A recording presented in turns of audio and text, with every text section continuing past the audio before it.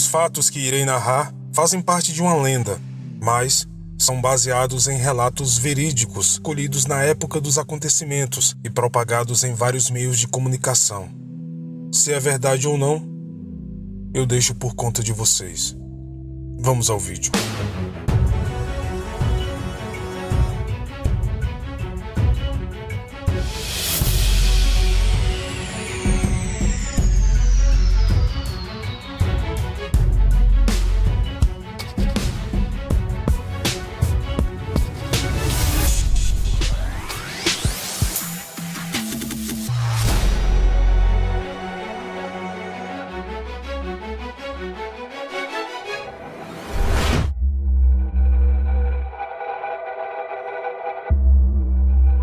Monstros, criaturas, entidades misteriosas, seres meio humanos e meio animais.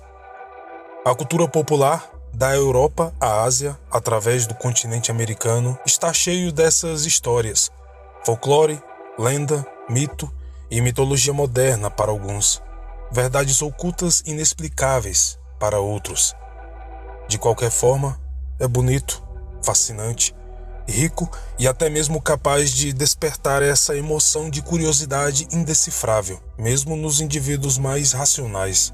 No vídeo de hoje, iremos conhecer uma história ocorrida em 12 de setembro de 1952.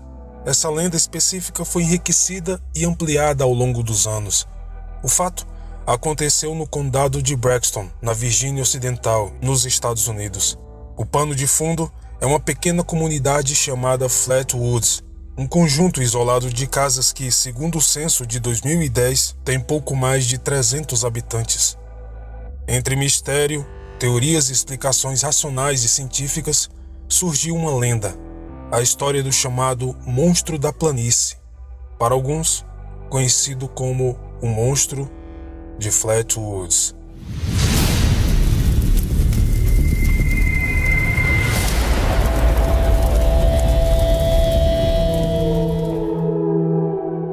12 de setembro de 1952, 7h15 da noite. Na zona rural da Virgínia Ocidental, 3 meninos estão brincando juntos. Os irmãos Edward May, de 12 anos, Fred May, de 14 anos, e um amigo deles, Tommy Hire, de 10 anos de idade. De repente, os três veem um objeto brilhante no céu. O objeto então cai em alta velocidade em direção às terras além da colina, cujo proprietário se chama J. Bailey Fisher, um agricultor local. Os 3 meninos, assustados e animados ao mesmo tempo, saem correndo para casa.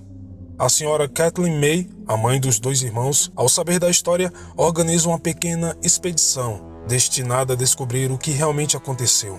Kathleen, seus 2 filhos, Tommy e outros 2 jovens da vizinhança, Neil Nullen, de 14 anos, e Ronnie Shiver, de 10 anos, vão até o local da queda do objeto, acompanhados por Eugene Lemon, guarda nacional da Virgínia Ocidental de apenas 17 anos. Chegando à colina em que presumivelmente o objeto luminoso caiu, o grupo de pessoas testemunham fenômenos estranhos. Uma espécie de bola luminosa pulsante paira suspensa no ar, e uma estranha névoa que, de acordo com as transcrições dos documentos oficiais da época, era capaz de causar uma forte sensação de náusea e esgotamento físico, além de um terrível cheiro de enxofre. Mas o mais surpreendente é que todas as testemunhas viram no nevoeiro uma criatura estranha. Era uma silhueta alta, com cerca de 3 metros de altura. Os olhos amarelados tinham um brilho profundo, além de uma estranha cabeça vermelha contornada pelo que parecia ser um capuz. O corpo era preto, com alguns detalhes verde e com um brilho particularmente intenso. Em seu depoimento à polícia mais tarde, Kathleen afirmou ter visto pequenas mãos em forma de garras, dobradas ao corpo da criatura, e no que seria a cabeça dela, via-se algo semelhante à forma de um haz de espadas, talvez um capacete. E não é só isso. A figura perturbadora, de repente, emitiu um som agudo muito semelhante à risada de uma bruxa. O grupo, claro, fugiu completamente desesperado do local.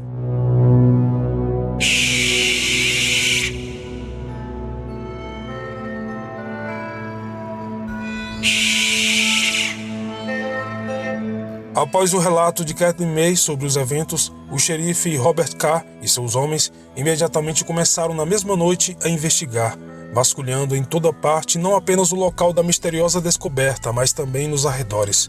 Quando os homens chegam lá, outro fenômeno ocorre. No ar, aparentemente, é perceptível um cheiro metálico, sulfuroso, ácido e penetrante.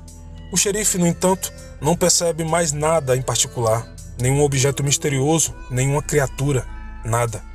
Mas, de repente, um dos homens, o policial Stuart, avista uma estranha marca no chão, com uma aparência meio líquida, meio borrachuda, compatível, na opinião de alguns ufólogos, com as marcas do pouso de uma espaçonave alienígena. Pouco tempo depois, um objeto brilhante é visto no céu. Este objeto cruza toda a comunidade e outras pessoas na região também afirmam tê-lo visto rasgando os céus. O xerife constata que a senhora May e as crianças testemunharam realmente aconteceu. Mas o que seria? Um OVNI? Um extraterrestre? A partir deste ponto, a história começa a se misturar entre hipóteses, mentiras e verdades. Acusações e teorias são trocadas e debatidas entre ufólogos, cientistas, racionalistas, crentes e militares. Alguns negam os fatos narrados nos relatórios policiais e outros endossam tudo o que foi dito. Os depoimentos coletados no decorrer das investigações imediatamente após o fato, ou até mesmo encontrados ao longo das décadas, tendem a excluir a presença do avistamento de um OVNI naquele dia. O que se sabe é que após alguns meses de investigações, os especialistas da época concluíram que provavelmente todo o evento foi fruto de um meteorito, que inclusive foi visto em 3 estados diferentes naquela mesma noite. O relatório final diz que o cheiro metálico e de enxofre, bem como o nevoeiro, ocorreram devido ao impacto do objeto celeste no solo, e que antes da queda ele deve ter sido parcialmente pulverizado em contato com a densa atmosfera terrestre. De qualquer forma, não podemos ter total certeza da natureza desse suposto ser ou dos acontecimentos daquele dia, mas a história se propagou e evoluiu com o tempo. Obstante a isso, os defensores da tese de OVNIs tendem a corroborar com as reivindicações de Kathleen May e dos meninos. Embora com medo, essas pessoas realmente viram algo estranho, uma criatura não humana, mesmo que desconhecida. As investigações e o conhecimento da natureza do local sugerem que a criatura avistada naquele dia seria, na verdade, uma coruja de celeiro. Animais noturnos com características físicas compatíveis com as descrições emitidas pelas testemunhas oculares do evento. A cabeça redonda, olhos penetrantes e o grito estridente e agudo. Provavelmente, empoleirado em um galho, esse tipo de animal foi confundido com um ser com características alienígenas e sobre-humanas. Mas esta teoria não explica o tamanho da aparição vista naquele dia. Seja como for, este é mais um dos inúmeros eventos e narrações que se repetem ciclicamente em todo o mundo. O monstro de Flatwoods faz parte do imaginário americano desde então. A cidade vive inevitavelmente da memória deste evento. Ele é o pivô cultural folclórico desta comunidade. Honestamente, se é verdade ou não, isso não importa.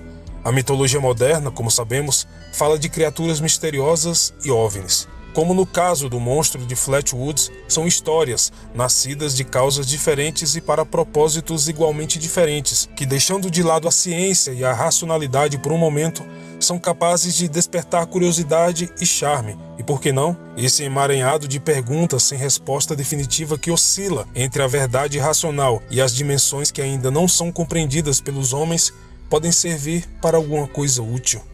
No passado, estes fenômenos eram tratados como seres divinos das mitologias e civilizações antigas, e hoje são seres que se revelam parcialmente em noites escuras e nebulosas.